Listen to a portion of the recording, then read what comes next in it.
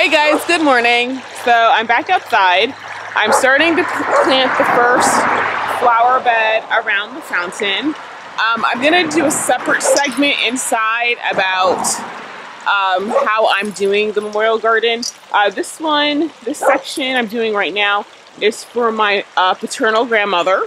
And so she was born in February, so the primary colors in this one will be purple, which matches amethyst, which is the stone for February. So let me show you what I've got thus far. So the rose in this one is Charlotte. And then I put the rosy wings irises in here because they're purple. And then let's see, I have two daylilies that are lavender, so they're going there. And then I've got some peonies. This is called Riches and Fame. It's kind of like a violet pink. There isn't really a purple peony, so that was a little hard, but I definitely wanted peonies. Actually, I got peonies to go in all of the sections. So once I do that, I did have some lavender in there because the idea of lavender and roses to me is absolutely wonderful. And I have some rosemary because I'm thinking about doing a rosemary hedge because rosemary stands for remembrance. So I'm gonna, first off, I gotta straighten these little paths, get the things nailed back down and straighten that out. And then I'm gonna plant the rose. So I'm just gonna put it on time-lapse and start working. Okay, everybody, so while I am working, I'm gonna talk to you about all the plants that are going to go in this particular section of the memorial garden. So as I mentioned before, I'm doing a hedge of rosemary because rosemary stands for remembrance. I picked daylily because daylily stands for tenacity and it also stands for motherhood. My grandmother was the mother of 7 children. My dad was the second of 7. My grandmother was a very tenacious type of woman. She was a force of nature. I put iris in here. German iris stands for flame, and my grandmother was just a really fiery type of woman. She's one of those types of people that you just, I don't know, when she said she wanted to do something, it was like no point in arguing because she was just she just had that type of temperament. It was like she was going to get her way. The irises do have another meaning. Irises can also mean I have a message for you, which this garden definitely has a message for anyone who knew my grandmother, and because this garden is talking about her. So like I said, I used Charlotte, which is a yellow rose. Yellow stands for friendship. My grandmother was a friend to many people who were in need. She was very big on doing mission barrels, and you know how you'll see those like commercials, like they'll say like, oh, for 10 cents you can support a child in this country. My grandmother did do that. There's a lot of kids that she supported. I planted lavender because lavender stands for devotion. Lavender also stands for faithful. My grandmother was a woman of deep faith, and she was a longtime member of Good Tidings Gospel Hall, which is located in Brooklyn, Brooklyn, New York. It's a late night, guys. And then peony stands for beauty, bravery, compassion, and loyalty, amongst other things. And like I said, she was very compassionate. She was always doing something for somebody. She was always thinking of others who were in need. I planted some amazing gray poppies. They were purple, which is one of the main colors. But poppies stand for consolation, eternal rest, which this is a memorial garden, so that's definitely appropriate. And it also stands for remembrance. I did plant a couple of chrysanthemums. I don't know that I featured it in this video. I do know I eventually put it in. believe it was the Peace Mum. It's a soft yellow color.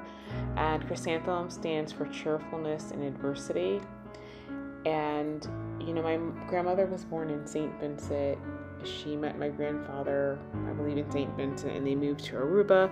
And eventually they came to this country in 1955. And even though they were in New York, which was definitely a lot more progressive than, say, North Carolina, which is where my mom's side of the family is, being African descent in this country was always difficult.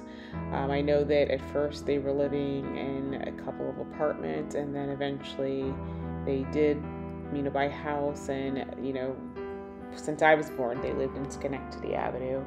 And they, like I said, she had 7 children.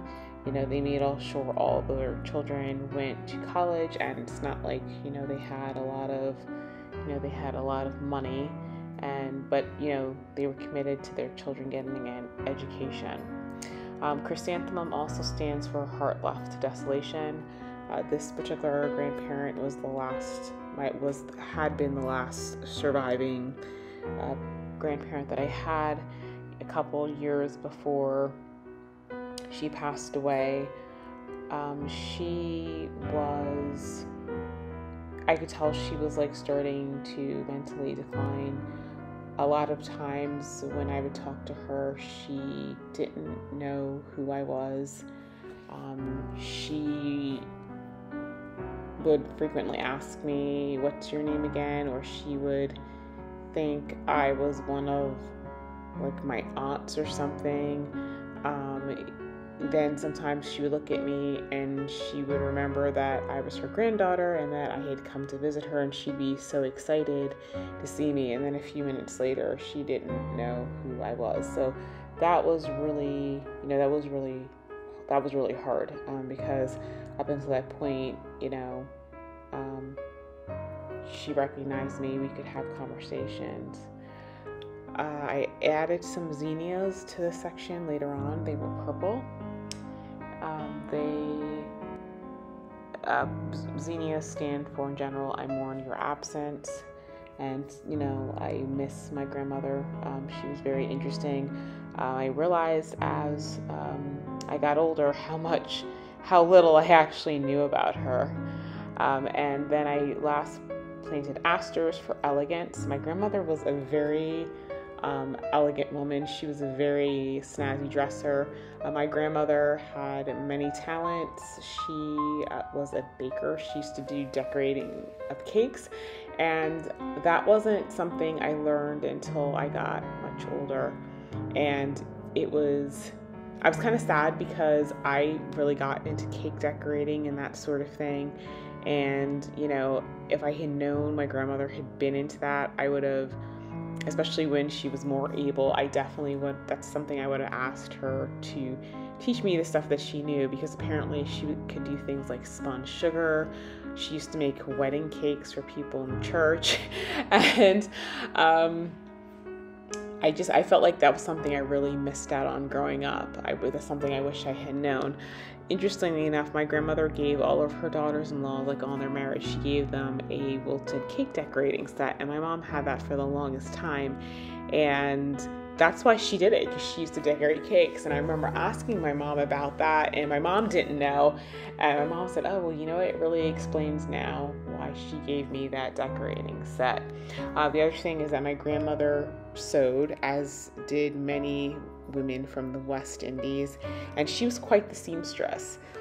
Sewing is something I came to later in life. I have not been sewing as much lately because I've been doing so much gardening, but this fall I definitely need to get back to making more clothes, especially because now it looks like I'll be going more into court. But my grandmother would make wedding dresses, bridesmaids dresses. I remember if I still have it, but I remember I was a flower girl for the first time when I was 3 years old, and my grandmother made the dress, and I still have that little dress too.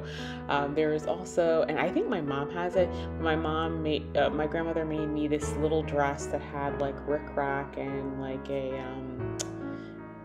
don't even remember what type of design, but I just know it had rickrack around the collar, and I can't even remember the type of fabric. It's like little pin tuck, like it's kind of like those fabric that stretches, it's got the little pin tucks in it, and she made me this tiny little dress, and my mom always held on to it. And unfortunately I don't have, a little girl, because that's something I would have loved to have passed along. So that is my grandmother. That's the type of person that she was. And so that is what all of the plants represent in her garden. So I don't know if any of you guys would like to create a memorial garden, but now that you see how I'm going about it, I hope that inspires you to try a memorial garden of your own. Thank you for watching. The next live podcast will be July 23rd at 8 p.m. on the Podbean platform. The topic is, how is the season going for you? See you in the next video.